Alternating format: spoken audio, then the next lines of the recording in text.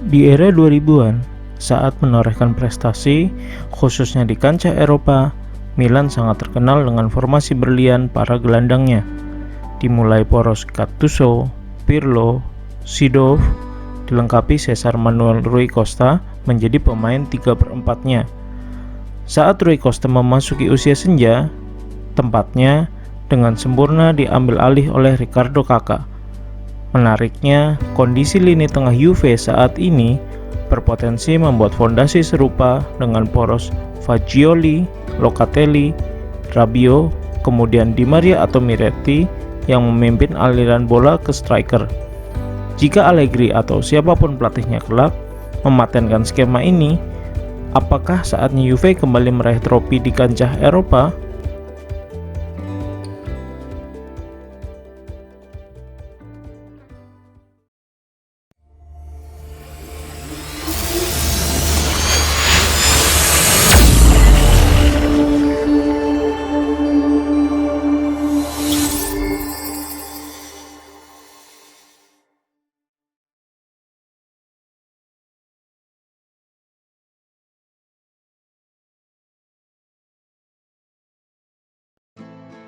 Format 4 gelandang berlian sejatinya bukan hanya Milan yang mempopulerkannya. Juve pun cukup familiar dengan formasi seperti ini, khususnya saat Marcello Lippi menangani Juve. Di periode pertama, saat Lippi menemukan Zidane, Lippi berusaha membangun benteng di sekeliling Zidane agar Zidane bebas berkreasi. Trio Conte, Tacchinardi, dan Davids seringkali tampil di belakang Zidane. Sementara di periode kedua, Tacchinardi dan David masih ada, kali ini didampingi Camoranesi, seorang pemain sayap yang diletakkan agak masuk ke tengah, tapi tidak melupakan tugasnya sebagai pemain sayap. Mereka mendukung pergerakan Pavel Nedved yang kala itu diplot secara paksa oleh Lippi untuk menjadi trequartista. Penggunaan pemain 3/4 atau jika di Italia biasa disebut dengan istilah trequartista, dibutuhkan sosok pemain yang mumpuni secara skill untuk berada di posisi tersebut. Hanya sedikit pemain yang rasa-rasanya berani berada di posisi tersebut. Mari kita sebut satu persatu pemain yang secara ikonik bermain di posisi ini sepanjang karirnya. Mungkin akan ada beberapa nama yang kurang familiar, tapi tak apalah, namanya juga berbagi informasi. Sebut saja Rui Costa, Zinedine Zidane, Gianluigi Lentini, Giuseppe Giannini, Domenico Morfeo, Francesco Totti, Hidetoshi Nakata, Alessandro Diamanti, Alessandro Rossina, Thomas Locatelli, dan masih banyak lagi yang lainnya. Di Juve sendiri sangat lekat dengan nama Zinedine Zidane. Kemudian tongkat estafetnya beralih ke Pavel Nedved yang meski naturalnya bukan seorang trequartista. Kali ini, di era saat ini, Juve punya Angel Di Maria yang seorang winger sejati dialih fungsi oleh Max Allegri menjadi seorang trequartista. Begitu pula dengan deputinya, dua orang anak muda, Fabio Miretti dan Mattia Sule. Setelah dicoba di beberapa posisi di lini tengah, sudah mulai nampak terlihat bahwa Miretti akan berkembang nantinya sebagai trequartista. Lain halnya dengan Sule yang awalnya seperti Di Maria dan gaya main yang dibala banget, mulai lebih cair bermain saat turun sebagai pemain 3/4. Kita sebagai Juventini wajib bersyukur karena pemain tipe seperti ini sudah sangat langka di era sekarang. Untuk komposisi saat ini, saya merasa cukup yakin jika Allegri atau siapapun pelatihnya nanti mematangkan komposisi pemain-pemain ini akan menjadi sangat fundamental. Pengertian, kerjasama, dan kontak mata di antara mereka akan memudahkan mereka membentuk lini tengah yang solid. Locatelli yang awalnya terlihat sangat kepayahan menjadi seorang regista, secara cerdas dia mengubah cara bermainnya agar cocok dan berfungsi di dalam tim. Sadar dia tidak akan bisa bermain seperti Pirlo, maka dia melakukan pendekatan yang berbeda. Gaya main lugas, tanpa kompromi diterapkannya, dan itu cukup berhasil. Saya jadi teringat dengan gaya main Alessio Tacchinardi jika melihat Locatelli bermain akhir-akhir ini. Jika Locatelli berhalangan, Enzo Barrenechea dan Nicolo Rovella yang kembali di musim depan bisa menggantikannya dengan baik. Khusus untuk Rovella, bahkan hadirnya Rovella bisa saja menggeser Locatelli kembali menjadi Mezzala, posisi yang sejatinya membuat Locatelli menjadi sangat berbahaya.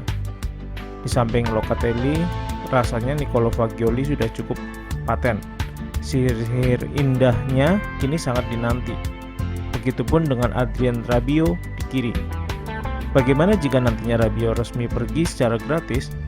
Juve tidak perlu khawatir, karena Locatelli akan menggantikannya, sementara Rovella ada di pos regista. Sementara Fagioli tetap bebas berkembang di posisinya. Namun, jika nantinya Sergej Milinkovic-Savic akhirnya datang dan Paul Pogba kembali ke performa terbaiknya, mereka bisa menggantikan Rabiot jika Rabiot akhirnya memilih pergi.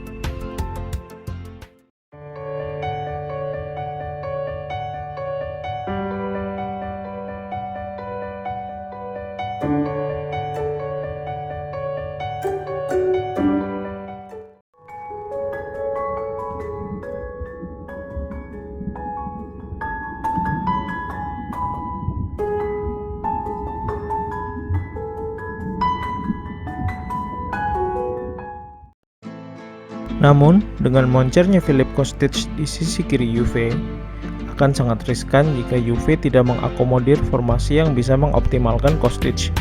Artinya, formasi 4-3-1-2 akan sangat sulit diterapkan di skuad Juve sekarang. 3-5-1-1 menjadi pilihan yang wajar untuk mengakomodir semua sistem ini bisa berjalan. Hanya memang sisi sayap kanan harus dilakukan perbaikan agar bisa berfungsi sebaik sisi kiri. Yang terpenting, fondasi 4 gelandang berlian ini jangan sampai ditinggalkan. Entah dengan 4-3-1-2 maupun 3-5-1-1, semua itu akan berjalan sama baiknya jika pelatih bisa memaksimalkan potensi tertinggi dari pemain-pemainnya. Sementara dari sisi pemain, setiap pemain harus bisa menerjemahkan sisi teknis, taktikal yang diberikan oleh pelatihnya. Namun, formasi ini bukan berarti tidak memakan korban. Angel Di Maria, Federico Chiesa, dan Samuel Elling Jr. akan tidak menemukan ruangnya di formasi ini jika mereka tidak beradaptasi. Angel Di Maria misalnya, sudah cukup sering dia bermain tidak lagi sebagai pemain sayap, namun sebagai trequartista. Begitupun dengan Chiesa yang biasanya menjadi backup Di Maria. Sementara Elling Jr. harus benar-benar menunggu performa Kostic menurun untuk sekedar mendapatkan menit bermain. Dribblenya memang yahut, namun kemampuannya melepaskan crossing harus banyak belajar dari Kostic. Bagaimana dengan Matthias Sule?